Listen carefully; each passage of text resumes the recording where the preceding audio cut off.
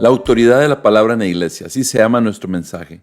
Siempre basado en el libro de Una iglesia saludable de Mark Dever, seguimos en esta serie de Una iglesia saludable. Acompáñame a orar. Señor, muchas gracias porque pones a nuestra disposición tu palabra. Señor, entendemos que nuestra naturaleza es débil, pero tu palabra y tu compasión nos ayudan a vivir una vida de acuerdo a tu voluntad. Toma control de este mensaje, bendice nuestras vidas, bendice la iglesia. Toma control, Señor, para convertir este pueblo en un pueblo saludable, un pueblo que hace tu voluntad. Permítenos dejar que tu palabra sea la que gobierne nuestro actuar y nuestra forma de vivir. En el nombre de Jesús. Amén. Hay una escritura que es muy importante para nosotros como cristianos y está en 2 Timoteo capítulo 3, versículo 16 al 17. Toda la escritura es inspirada por Dios y útil para enseñar, para reprender, para corregir y para instruir en la justicia, a fin de que el siervo de Dios esté enteramente capacitado para toda buena obra. Aquí vemos una de las razones por las cuales Dios nos dejó su palabra. En primer lugar, la Biblia se reconoce a sí misma como inspirada por Dios. Y dice que es útil para 4 cosas. Para enseñarnos, enseña todo lo relativo a Dios. ¿Cómo es Dios? ¿Cómo podemos acercarnos a Él? Para reprender.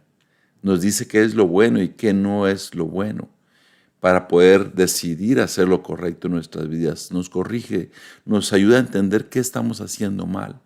Y también nos instruye. En otras versiones, como la versión Dios habla hoy, esta versión es la nueva versión internacional.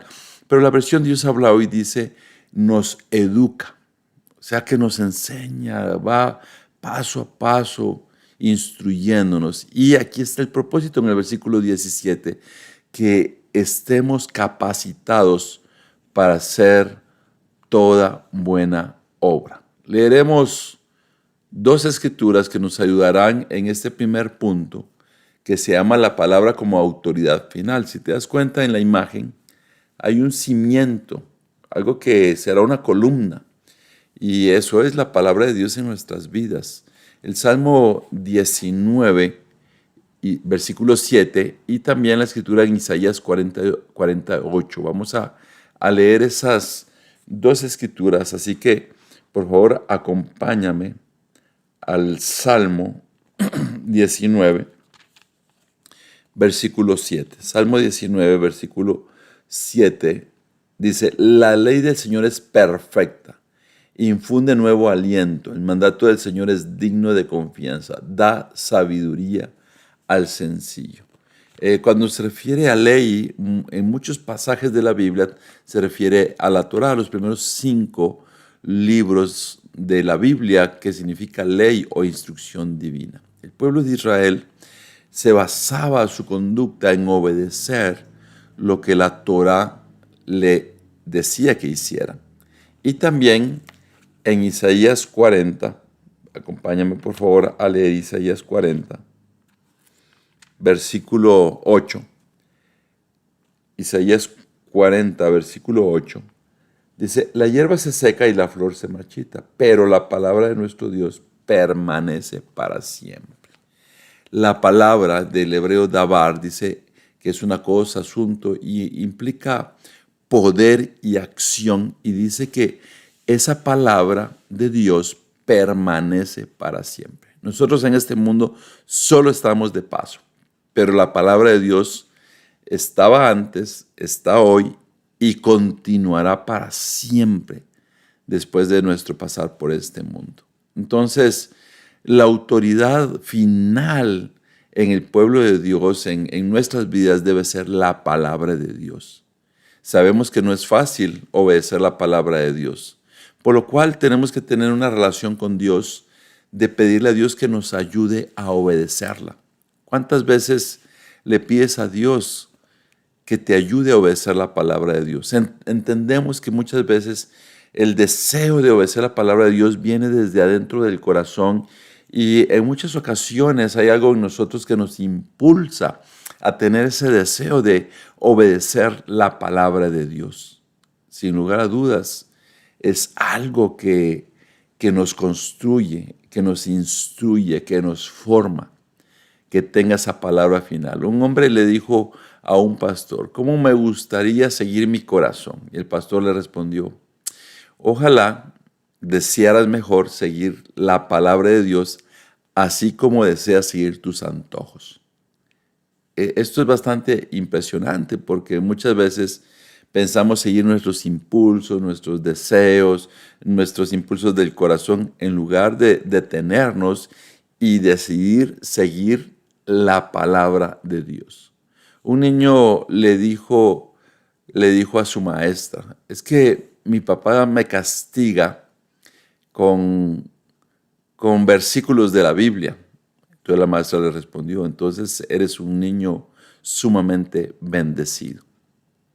Qué increíble poder dejar que la palabra de Dios sea la autoridad final en nuestras vidas. Aquí hay algunas frases muy importantes. La Biblia no es un libro para ser probado, sino una palabra para ser obedecida. Lo dijo Tozer. Y Charles Spurgeon dijo: donde la palabra de Dios tiene autoridad, el pueblo de Dios tiene firmeza. ¿Te has puesto a pensar en esto? Que si en nuestras vidas la palabra tiene autoridad, entonces la iglesia tendrá firmeza. También lo que decía Tozer era: no solamente la Biblia es probado a ver qué es, sino es para ser obedecida. Y esto nos lleva al punto número 2. La palabra instruye y corrige con amor. No nos olvidemos lo que decía la escritura inicial, que la palabra de Dios nos instruye, nos educa, nos reprende, nos corrige. Y aquí estas escrituras nos van a dirigir para poder entender que la palabra Dios la dejó en nuestras vidas para poder instruirnos y para poder corregirnos. Iremos a Hebreos capítulo 4, versículo 12. Hebreos 4 y 12. 4, versículo 12, la cual dice lo siguiente: ciertamente la palabra de Dios es viva y poderosa y más cortante que cualquier espada de dos filos. Penetra hasta lo más profundo del alma y del espíritu, hasta la médula de los huesos. Imagínate nuestros huesos, el centro de los huesos. Ahí está la médula. Y dice que la palabra de Dios tiene vida y poder. Nos corrige. O sea que Dios trabaja en nosotros a través de la palabra de Dios. La palabra yazar, del hebreo yazar, que significa corregir, disciplinar. Esto es lo que hace la palabra de Dios en nuestras vidas. Volvemos a leerlo. Regreso aquí a buscar Hebreos 4, versículo 12. Y dice que la palabra de Dios es viva y poderosa. O sea que la palabra de Dios no es algo muerto, es algo que actúa. Y dice que es más cortante que cualquier espada de dos filos, que juzga los pensamientos y las intenciones del corazón. Cuando no vivimos cerca de la palabra de Dios, entonces ni siquiera nos damos cuenta de las cosas que no son correctas delante de Dios. No vamos a, según lo que dice el hebreo musar, no vamos a ver esa corrección formativa que tiene Dios en nuestras vidas. ¿Cómo sabremos que estamos haciendo algo incorrecto si no dejamos que la palabra de Dios nos instruya y nos corrija con amor? Eso es lo que Dios quiere hacer en nuestras vidas. Entonces, esto también nos lleva a Proverbios capítulo 3, versículo 11 y 12. Acompáñame al libro de Proverbios, capítulo 3, versículo 11 y 12. Proverbios 3, 11 y 12. 11 al 12. Hijo mío, no desprecies la disciplina del Señor ni te ofendas por sus represiones, porque el Señor disciplina a los que ama, como corrige un padre a su hijo querido. Acabamos de celebrar el Día del Padre. Y un padre es una figura que usualmente se ve como de corrección, como de autoridad. No significa que un padre no pueda ser amoroso, no pueda ser expresivo, no pueda hacerle a sus hijos cuanto los ama. De hecho, es un gran privilegio como padres decirle a nuestros hijos que los amamos. Posiblemente algunos de nosotros no crecimos con esa figura paterna que nos decía, te amo. Con mayor razón tenemos la oportunidad de cambiar esa realidad en nuestros hijos, poder cambiar el curso de la historia. Si nos convertimos únicamente en los que estamos corrigiendo, disciplinando, vamos a experimentar el rechazo de nuestros hijos. Pero el amor de Dios como Padre para nuestras vidas no es solo alguien que nos disciplina, que nos corrija, sino es alguien que nos ama. De hecho, el corregir a un hijo es una muestra de amor. Una corrección que como padres hagamos ahora podrá dirigir el curso de la vida de nuestros hijos. De la misma manera, eso es la forma como Dios nos corrige a nosotros, porque dice en el versículo 12, porque el Señor disciplina a los que ama. O sea que cuando Dios a través de su palabra nos instruye, nos corrige, estamos recibiendo el amor de Dios. Inclusive cuando sentimos en el corazón un deseo de arrepentirnos, estamos experimentando el increíble, profundo y poderoso amor de Dios. Dice, como corrige un padre a su hijo querido. O sea que si la Biblia nos corrige, de la misma manera como un padre corrige a su querido hijo, de la misma manera Dios nos está corrigiendo a nosotros. Esto es algo que debemos de permitir que Dios haga en nuestras vidas. La palabra de Dios no es solamente para informarnos. Mira, aquí hay dos ejemplos para poder entender esto. Un espejo no miente, te muestra la verdad. La palabra revela lo que somos para transformarnos. Como un padre que enseña a andar en bicicleta y corrige con paciencia, así Dios usa su palabra para moldearnos. Si te ves en un espejo, el espejo te va a decir lo que realmente eres. Va a decirte, si estás despeinado, te lo va a mostrar para que te puedas peinar, para que puedas transformarte. Usualmente nos vemos en un espejo todos los días. Sería raro alguien que no se mire en un espejo por lo menos una vez en el día. ¿Y para qué nos vemos en un espejo? Solo para poder evaluar y decir qué hermoso soy. No, es para ver qué necesito arreglar, la camisa, el cabello. Las mujeres utilizan el espejo todavía de una manera mucho más profunda que lo que usan un hombre. Es para maquillarse, para verse si quedaron bien con el maquillaje.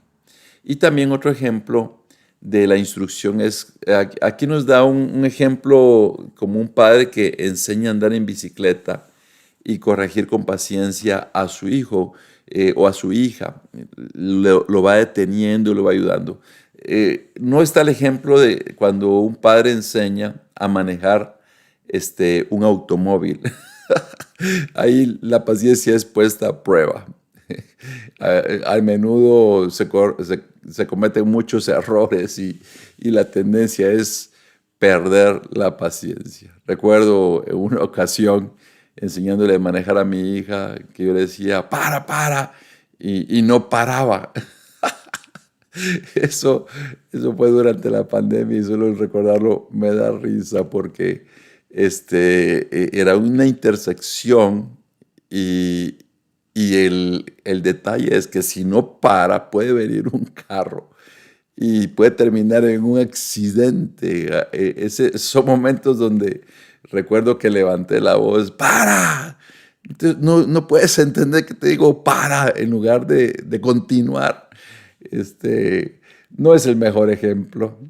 Yo creo que Dios es más compasivo, más misericordioso que lo que uno de papá puede ser. Y lo recuerdo con gracia, con risas. Ahora me puedo reír, pero en ese instante no podía.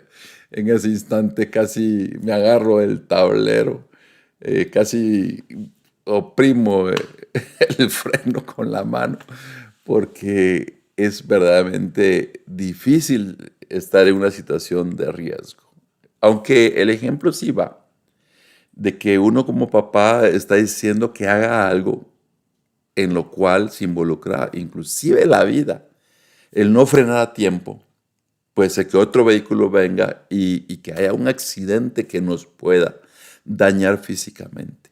De la misma manera, Dios quiere protegernos, quiere cuidarnos, por eso nos instruye, porque literalmente Dios quiere salvarnos la vida. ¿Cuántas personas mueren diariamente a consecuencia de los vicios? Y Dios todo el tiempo estuvo enviando un mensaje, cuida tu vida, cuídate de los vicios. Envió personas que nos advirtieran. Y eso es lo que Dios quiere hacer a través de su palabra. Quiere que nosotros tengamos vida. Y no solo vida física en este mundo, sino vida eterna. Entonces la Biblia, la palabra de Dios, es la autoridad final. Por eso las leyes existen. ¿Por qué la ley es tan rigurosa? Para no manejar bajo los efectos del alcohol. Porque una persona manejando bajo los efectos del alcohol es un riesgo para sí mismo y para las personas que están alrededor. Por eso las multas son altas. Inclusive hay países donde alguien que conduzca bajo efectos de alcohol puede ser conducido y ser llevado a la cárcel y perder puntos de la licencia o perder la licencia para poder manejar. Entonces, pero regreso al ejemplo, más bien como ese padre que enseña a su hija a andar en bicicleta, anda sujetando, la suelta y cuando, o a su hijo, y cuando va acelerando el papá corre, y es hasta cómico ver un papá corriendo detrás del hijo para tratar de sujetar la bicicleta para que no se caiga, porque el papá quiere que el hijo aprenda a manejar, no que se vaya a lastimar. De la misma manera, Dios usa su palabra para poder moldearnos, pero es tan increíble Dios que usa su palabra para construir nuestras vidas, para moldearnos, para instruirnos y corregirnos, pero con amor. Dietrich Bonhoeffer dijo lo siguiente: la Biblia no solo nos enseña a vivir, sino también a morir bien. John Stott: el propósito de la palabra no es solo informarnos, sino transformarnos. La pregunta es, ¿la palabra de Dios te está transformando? Si la palabra de Dios no te está transformando, es un momento de detenerte y considerar seriamente orar, decir: Señor, ayúdame, por favor, a través de tu palabra, transfórmame. Posiblemente algo está impidiendo que la palabra de Dios te transforme cuando ves o podemos ver que estamos cayendo en pecado. Posiblemente la palabra nos está transformando. Necesitamos ir con Dios y decirle: Señor, ayúdame a través de tu palabra. Llegando al punto número 3, la palabra equipa para toda obra buena o buena obra. Y de hecho eso decía la escritura en 2 de Timoteo 3, 16, 17, que el propósito de la palabra de Dios es capacitar al hombre de Dios para toda buena obra, hacernos hombres o mujeres de bien. Ese es el propósito, y para lo cual te invito a que me acompañes al libro de Efesios, Efesios capítulo 2, versículo 10. Efesios 2, 10. Dice, porque somos hechura de Dios, creados en Cristo Jesús para buenas obras, las cuales Dios dispuso de antemano a fin de que las pongamos en práctica. El hebreo asá es hacer, actuar, ejecutar, propósito, y a eso se refiere aquí, que dice que somos hechura de Dios, como cristianos, como personas nacidos de nuevo. Fuimos hechos a través de Cristo Jesús para buenas obras. Dice que las cuales Dios dispuso de antemano. O sea, Dios tiene un propósito para cada uno de nosotros. Entonces la palabra de Dios es la que nos hace, es la que nos permite llevar a cabo, ejecutar las buenas obras que Dios quiere realizar a través de nuestras vidas. Hay tanto que Dios quiere hacer a través de cada uno de nosotros. Y eso es a través del poder de su palabra. Como dice acá que fuimos creados en Cristo Jesús para buenas obras. No por las buenas obras somos cristianos, no somos cristianos para hacer buenas obras. El hebreo también dice que enteramente preparados o íntegros, sin defectos. Y eso es lo que la Biblia nos dice, que es el propósito de Dios, que estemos completamente preparados para toda clase de buena obra. Eso lo dice 2 de Timoteo, capítulo 3, versículo 17. Recordamos esta escritura donde la palabra de Dios tiene esa autoridad, como esa autoridad central en nuestras vidas. Josué 1:8. Mira desde dónde Dios le da la importancia a su palabra. Entonces, acompáñame a Josué, capítulo 1, versículo 8. Dice, recita siempre el libro de la ley y medita en él de día y de noche. Cumple con cuidado todo lo que en él está escrito. Así prosperarás y tendrás éxito. ¿Quieres ser una persona que prospera y que tiene éxito en la vida física, espiritual?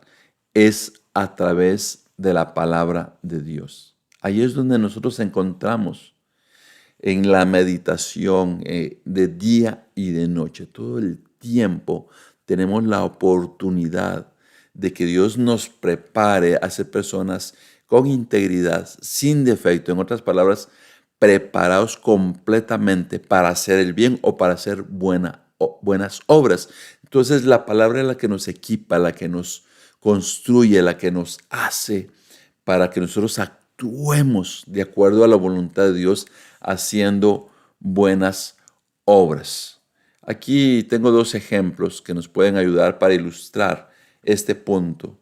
Como un buen soldado entrena con su equipo antes de la batalla, el creyente se equipa con la escritura. Una receta sin ingredientes no funciona. Un cristiano sin palabra tampoco puede obrar en el reino de Dios. Entonces, mira, un soldado tiene que afinar su arma, todo el equipo. Un cristiano tiene que tener la palabra de Dios, si no, dice que no puede obrar en el reino de Dios. Hay cristianos que quieren obrar a través de las alabanzas, solo de asistir a la iglesia. No, debemos de estar equipados con la palabra de Dios. Aquí hay dos frases, Dwight Moody. El hombre de Dios, con la palabra de Dios en su corazón, hará la obra de Dios sin temor. Oswald Chambers dice, la palabra de Dios te lleva a hacer la voluntad de Dios con el poder de Dios. Qué increíbles estos mensajes. Poder hacer las obras de Dios sin temor y poder hacer la voluntad de Dios, pero con el poder de Dios. Así que te pregunto en el final de este mensaje, ¿estás dejando que la palabra de Dios gobierne tu vida y la vida de tu iglesia? Creo que necesitamos pedirle a Dios que gobierne nuestras vidas a través de su palabra y que gobierne la vida de nuestros hermanos, o sea, de la iglesia, a través de su palabra para que nuestras vidas sean dirigidas por Dios y la vida de la iglesia sea dirigida por Dios. Así que debemos dejar que la palabra de Dios, que la autoridad de la palabra de Dios dirija la iglesia.